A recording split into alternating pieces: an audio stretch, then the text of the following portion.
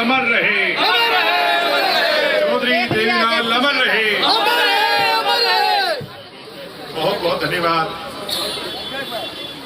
हमारे खरकड़ा गांव के इस भव्य प्रांगण में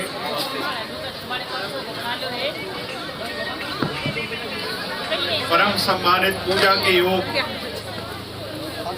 आदरणीय बड़े बुजुर्गों, आवाज बढ़ा दे भाई। परम आदरणीय पूजा के योग मेरे सम्मानित बड़े बुजुर्गों, आज हमें अपना आशीर्वाद देने आई मेरी माताएं बहनें और देश का सुनहरा भविष्य, हरियाणा प्रदेश का महम हलके का कल आने वाला भविष्य, मेरे नौजवान युवा साथियों और प्यारे प्यारे बच्चों, आज आप लोगों ने सारे जरूरी काम छोड़कर हम पार्टी के साधारण से कार्यकर्ताओं का इतना गर्मजोशी से गांव में स्वागत किया, पुष्प रूपक माला देकर बड़े बुजुर्गों ने, माताओं ने अपना आशीर्वाद देकर और 36 बिरादरी की सम्मान सूचक चौधरी देवीलाल जी की यादगार पगड़ी पहनाकर जो हौसला अफजाई की है, मैं मेरी तरफ से और पूरी की पूरी पार्टी की तरफ से डॉक्टर अजय सिंह चौटाला जी और दुष्यंत जी की तरफ से आप सबका बहुत बहुत आभारी हूं, आपका धन्यवादी हूं, आपका शुक्रिया अदा करता हूं, आप सबका खैर मकदम करता हूं। आज आपसे केवल मिलने आए हैं, अपने खरकड़ा के परिवारजनों का हालचाल जानने आए हैं। सम्मानित बुजुर्गों, नौजवान दोस्तों, आपसे हमारा 4 पीढ़ी का नाता। चौधरी देवीलाल मैम को, आपके गांव को अपना घर मान्या करते और उनने ताजीवन जो जो संघर्ष किए, उस संघर्ष में लोहा बनकर, उनकी ढाल बनकर अगर कोई लोग खड़े रहे तो वो 24 के लोग थे, महम के लोग थे, आप लोग थे। मेरे दादा, मेरे पिताजी ने भी आपके बीच में बहुत संघर्ष किया और सदैव उनका आपने साथ दिया। मेरे बड़े भाई दुष्यंत को भी इस महम ने अपने गले से लगाने का काम किया। मुझे भी इस गांव में अनेकों बार आने का मौका मिला है और आज आपकी भीड़ इस बात की गवाही दे रही है कि चौथी पीढ़ी में भी आपने अपने बच्चों को उतना ही प्यार दिया है जितना चौधरी देवीलाल जी को दिया करते। हम आपका एहसान, आपका ऋण तो चुकता नहीं कर सकते, मगर इतना आश्वासन जरूर देते हैं, आपकी दी हुई पगड़ी को, आपके खंडके को, आपकी शान को नीचा नहीं होने देंगे, उस पर आंच नहीं आने देंगे। आज केवल आपसे रूबरू होने आए हैं। दुष्यंत जी ने यही कह करके भेजा है कि खरकड़ा जाकर लोगों की जन समस्याओं को जान करके आओ, बैठकर लोगों के टेलीफोन करो और जो डेवलपमेंट के कार्य हैं उनकी सूची बनाओ। जो कोई कार्य मुख्यमंत्री और उप मुख्यमंत्री की कलम से होने हैं वो मेरे तक चंडीगढ़ लेकर के आओ। आज वो सभी काम जानने आपके बीच में आए हैं। सम्मानित बुजुर्गों, नौजवान दोस्तों, महम के लोगों को, खरकड़ा के लोगों को मैं राजनीतिक ज्ञान दूं, ये एक नासमझी के बराबर होगा। वो कहते हैं हरियाणा प्रदेश की राजनीति का एपी सेंटर, जुगरा अर्थक्वेक आया करे, भूकंप आया करे, उसका केंद्र होता है। हरियाणा की राजनीति का भूकंप, हरियाणा की राजनीति की हवा इस महम से चलती है, इस इलाके से चलती है। आप सब बहुत जागरूक लोग हो, जागृत लोग हो। घर घर में राजनीति की सुबह से शाम तक चर्चा होती है, सारे फैसले तोल तराजू आप लोग करते हो। आज से 4 वर्ष पहले हरियाणा प्रदेश में जब एक नई पार्टी का उदय दुष्यंत चौटाला के नेता के रूप में हो रहा था, लोग एक बात कहते थे, नेता बहुत बढ़िया है, नौजवान है, पढ़ा लिखा है, हिसार का एमपी रहकर एक देश में पहचान बनाई है, सरकार तो आओगी मगर 19 में नहीं 24 में पार पड़ेगा। लोग ये आम चर्चा किया करते परमपिता परमात्मा का ऐसा राजनीतिक खेल और उसका जवाब ऐसा बढ़ा। 10 सीट हमारी आई, 31 कांग्रेस की आई, 40 भारतीय जनता पार्टी की आई और 9 निर्दलीय एमएलए चुन करके आए। सरकार किसी की नहीं बन सकती। आजकल भूपेंद्र हुड्डा जी और उनके लाडले सपूत मेरे बड़े भाई दीपेंद्र हुड्डा जी गांव-गांव जाकर हरियाणा में एक बात कहते हैं कि 75 पार की बात करने वालों को यमुना पार भेजने की बात करने वाले लोग कांग्रेस के साथ ना आकर के उनकी गोद में जाकर के बैठ गए। यही बात कहते हैं कि नहीं कहते हैं? मैंने हुड्डा जी के सामने एक प्रेस कॉन्फ्रेंस करी, पीछे आपने गुड़गांव में, पता नहीं पढ़ी कि नहीं पढ़ी। मैंने हुड्डा जी को ये बात कही, मैं हुड्डा जी आप भी खानदानी परिवार के, चौधरी मातूराम का परिवार बड़ा परिवार रहा, मगर ये झूठ बोलना कब से सीख गए? लोग कहने लगे झूठ कैसे? पत्रकार ने मेरे से पूछा।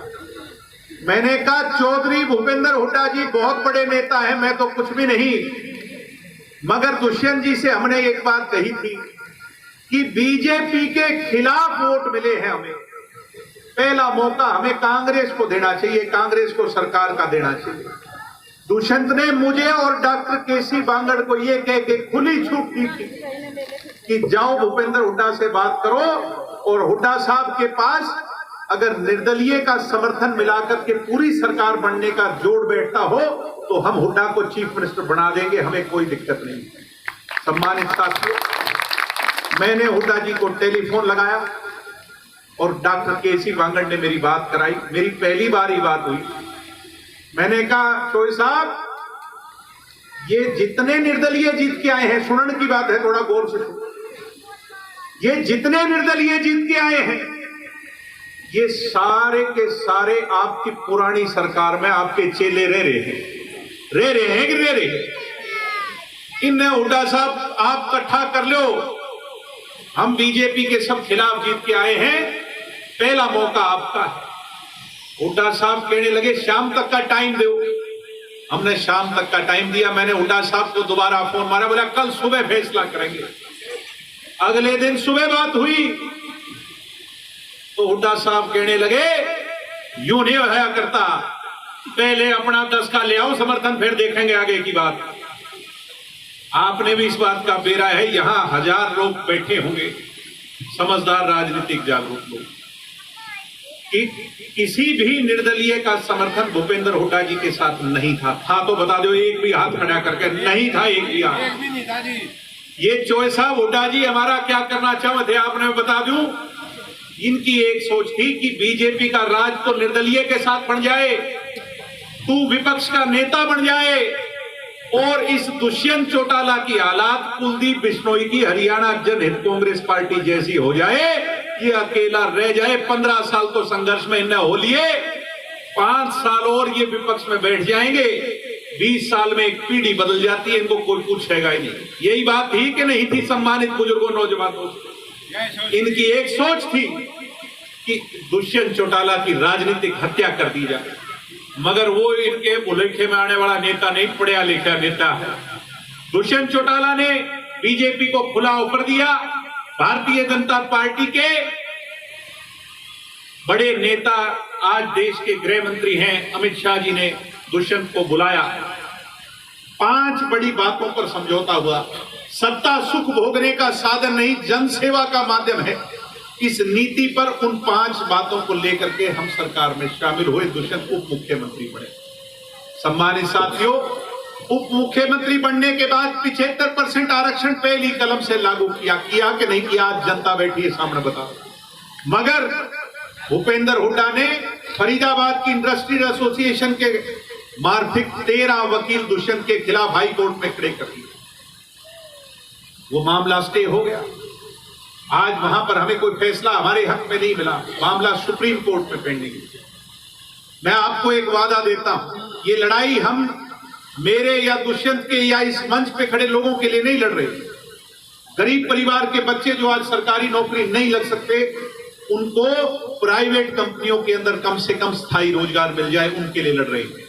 आज IIMT है, मारुति आपके यहाँ पर है, एशियन पेंट की फैक्ट्री आपके यहाँ पर है, खरकड़ा का बच्चा नौजवान चला जाता है तो एक ही बात कहकर उल्टा लौटा देते हैं, खरकड़ा वालों, महम वालों, तुम तो लोकल हो, लोकल को नहीं लेंगे, तुम यूनियन बाजी करोगे, हमारा नुकसान करोगे। ये बात कहते हैं कि नहीं कहते?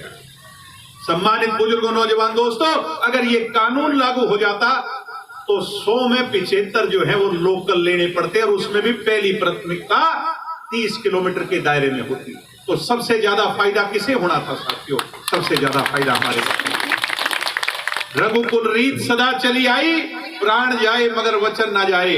कोई बात नहीं, एक दिन में बड़े फैसलों को अमली जामा नहीं पहनाया जा सकता। अपनी लड़ाई लड़ेंगे, चाहे कुछ भी कुर्बान क्यों ना होना पड़ जाए। अरे गुजरात में गुजराती को है, महाराष्ट्र में मराठा को है, गोवा में गोवन को है, तो हरियाणा में हरियाणवी को आरक्षण क्यों नहीं? इसको लागू करवा करके दम लेंगे आखिरी समय। ये माताएं बहनें बैठी हैं। एक हमने कार्यक्रम चलाया था हरी चुनरी चौपाल, आपके यहां भी हुई। एक वादा किया था भाई 50% महिला को राजनीतिक हक देंगे। हुड्डा जी क्या करते, जुमलेबाजी बंद करो। हमने कहा मौका तो आने दो। सरकार में आते ही सबसे पहले महिला को आधा हक दिलवाया। दिलवाया कि नहीं दिलवाया? सारी माताएं बहनें बैठी। ये घर में आधी, वोट में आधी, समाज में आधी, तो राज में आधी क्यों नहीं? आज जब हरियाणा में लागू हुआ तो देश में नरेंद्र मोदी जी की सरकार ने भी लागू कर दिया। हरियाणा का मॉडल आज देश में लागू हुआ है और पूरे देश में ये यूं लागू होगा जैसे पेंशन लागू हुई थी कि नहीं? बंसीलाल जी ने क्या कहा था? पेंशन लागू नहीं हो सकती। चौधरी देवीलाल ने कहा था मैं करूंगा, और फिर सारे देश में लागू हुई। ये महिला भी सारे देश में लागू होगी। ये जो महिला का आरक्षण है सारे देश में। अभी कई लोग कह देते हैं अरे ये महिला सरपंच तो बना दी, काम तो फिर भी हम ही करें इनका। थोड़े दिन इनके हाथ में कलम रह लेने दो, तुमने पूछे भी कुछ सारे काम अपने खुद करेंगी। कानून बनाओ, क्योंकि सक्षम महिला है हरियाणा की। 8% बैकवर्ड समाज को आरक्षण दिया। गांव-गांव डिजिटल ई लाइब्रेरी का एक संकल्प लिया है। आपके गांव में है कि नहीं है? आप रेजोल्यूशन, यहाँ सरपंच साहब बैठे हैं, रेजोल्यूशन पास करके हमें भिजवाओ। खरकड़ा हमारा गांव है, इसमें सबसे पहले बढ़िया डिजिटल ई लाइब्रेरी जो है, कंप्यूटराइज्ड ई लाइब्रेरी बनवाने का काम दुष्यंत जी से हम करवाएंगे। वाल्मीकि चौपाल है, वाल्मीकि भगवान के यहाँ पढ़ने का जहां देवालय हो वहां पुस्तकालय जरूर हो। इस सपने को यहां भी पूरा करेंगे, लागू करेंगे। सम्मानित साथियों, हम किसान परिवारों के बच्चे हैं, अपन आड़तियों के आगे झोली फैलाए करते।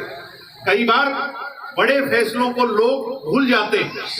सम्मानित साथियों, चौधरी देवीलाल का सपना अगर साकार किया तो दुष्यंत जी ने किया। डायरेक्ट पेमेंट खाते में। हरियाणा एक ही प्रांत है जिसमें यह लागू है। आपके किसान के खाते के अंदर डायरेक्ट पेमेंट लागू करवाई। 72 घंटे में पेमेंट आती है कि नहीं आती है?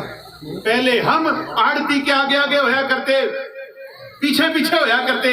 अब आड़ती किसान के पीछे पीछे घूमे हैं, क्योंकि किसान के पेमेंट डायरेक्ट खाते में आने लगे, किसान को फायदा हो। ऐसे ही किसान आंदोलन में हमारे पर आरोप लगने लगे थे मंडी टूटेगी, एमएसपी खत्म होगी। क्या मंडी टूटी क्या आपकी? बता दो आप सारे खड़े बैठे। कोई एमएसपी टूटी हो? बड़ी है पहले से। इतना जीरी का भाव पहले मिला हो, इतना बता दो आज हरियाणा में जितना है। तो सारे काम हुए हैं। एक मलाल है 5100 की पेंशन का, कलम 30 है, चौधरी देवीलाल की कलम है, मगर स्याही कम है। समझो मेरी बात। एमएलए कितने हैं? 10। कई बार लोग कह देते हैं वो ठाठ नहीं जो ताऊ के जमाने में होया करते। सम्मानित साथियों, आप कहो हम उस दोष को अपने सिर लेने को तैयार हैं। आप कहो आपकी नाराजगी हम स्वीकार करने को तैयार हैं, मगर भूपेंद्र हुड्डा जी ये बात कहे तो बिल्कुल गलत है। हुड्डा जी आपके तो हुड्डा जी के 67 विधायक थे। कितने थे? 67 विधायक थे, और एक मौके 45 थे, 5 ये मिला के दूसरे। 10 साल मुख्यमंत्री जी कौन थे? हुड्डा जी थे। कितनी पेंशन बढ़ाई? 750 रुपये। दुष्यंत ने 2 साल कोरोना के, किसान आंदोलन के, पता नहीं क्या क्या मुश्किलात आई। 4 साल बसा सरकार चली है, कितनी पेंशन बढ़ा दी? 1000 रुपये बढ़ा दी कि नहीं बढ़ा दी? हमारे कितने एमएलए? 10 एमएलए। अगर हमारे पास 67 छोड़ो, 60 छोड़ो, 50 छोड़ो, 40 एमएलए भी होते तो पहले दिन 5100 पेंशन कर देते सम्मानित। और करने वाला ही किया करता है, करने वाला ही किया करता है। मैं आज खुले मंच पे कह के जा रहा हूं, प्रत्यक्ष को प्रमाण की आवश्यकता नहीं होती। जिस दिन 5100 होगी तो दुष्यंत चौटाला ही करेगा, ये भी मैं आज आपके बीच में कहता हूं। तो इन बहकावे में ना आइयो, ये सारे इकट्ठे हो रहे हैं, इनकी एक यूनियन बना दी जाए तो कोई कहना गलत नहीं होगा, जिसमें हुड्डा साहब भी हैं, जिसमें ये सुरजेवाला जी भी हैं, शैलजा जी भी हैं, मैडम किरण जी भी हैं, मेरे चाचा जी अभय सिंह जी भी हैं, और एक आपके यहाँ का एमएलए है कुंडू साहब। इसकी तो मैं कितनी बताऊं उतनी कम।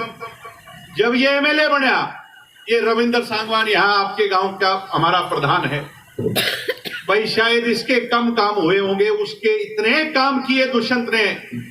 दुष्यंत की कोठी में, जब नई नई कोठी में हम गए उप मुख्यमंत्री की, तो सबसे पहला आदमी मुझे अगर ड्राइंग रूम में बैठा नजर आया था तो बलराज कुंडू नजर आया, और खूब काम कराए भाई, आमना सामना करा लो मेरा। मैं बताऊंगा इसको भाई कितनी बार बलराज कुंडू के लिए दुष्यंत जी कहते थे, चाहे हमारे विरोध का जीत के आया, मगर कोई बात नहीं, हमारी सोच का आदमी है, मैं हल्के का, इनके काम नहीं रुकने चाहिए। जब भी आया, मेरे पिताजी का साथी है पुराना, खूब काम। अब जब इसने इस बात का बेरा है, राजनीति चमकाने का मौका आया है, तो गिरगिट की तरह रंग बदल करके दुष्यंत का विरोध करने लग गया कि नहीं लग गया? इनके मुंह से हरियाणा की सरकार में 90 एमएलए हैं, 10 एमपी हैं, दुष्यंत को छोड़ करके किसी को भला बुरा नहीं कहेंगे। कहते हो तो बता दो, ले दे करके सुबह से शाम तक दुष्यंत को जो है गिराने की, कमजोर करने की बात करते हैं। और तो छोड़ो, अपने आप को बड़ा नेता मान करके यहां से उचाना भी चला गया। उचाना के अंदर जाकर दुष्यंत का विरोध करने लग गए ये सारे। इन्हें एक प्लानिंग कर ली भाई, ये 35 साल का उप मुख्यमंत्री है, 5 नहीं तो 10 साल में ये मुख्यमंत्री तो कभी ना कभी जरूर बनेगा। जनता का आशीर्वाद है इसके सिर पर, इसको आज गिरा लो। अगर इसको आज गिरा लिया तो तुम्हारी राजनीति आगे चलेगी, नहीं तो तुम्हारी दुकान बंद हो जाएगी। यही बात है कि नहीं? आप बताओ सारे के सारे, यही बात है कि नहीं है?